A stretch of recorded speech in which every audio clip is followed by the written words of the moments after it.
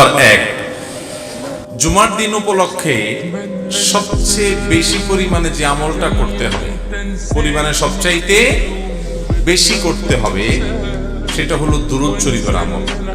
কিসের আমল? কারণ নবী করিম সাল্লাল্লাহু আলাইহি ওয়াসাল্লাম বলেছেন, আকসিরু আলাইয়া মিনাস সালাতি মিন ইয়াউমিল জুমআতি ওয়া লাইলাতিল জুমআহ।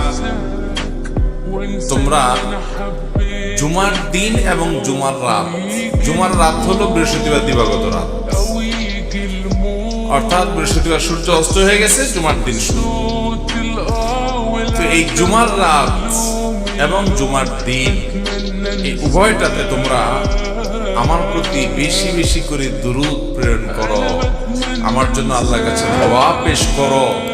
ফাইন্না সালাতাকুম মারুদাতুন আলাইহি, কারণ তোমরা যে দুরূদ পাঠ করো আমার জন্য, এটা আল্লাহর ফেরেশতারা আমার কাছে নিয়ে পেশ করে যে, হে আল্লাহর রাসূল, পৃথিবীর অমুক দেশ অমুক প্রান্ত থেকে অমুকের ছেলে অমুক আপনার জন্য দুরূদ পেশ করেছে। এটা তোমাদের এই রিপোর্টটা আল্লাহর ফেরেশতা আমার কাছে বলে, উপস্থিত করে। এই জন্য তোমরা জুমার দিন আসলে বেশি বেশি করে দুরূদ পাঠ করো।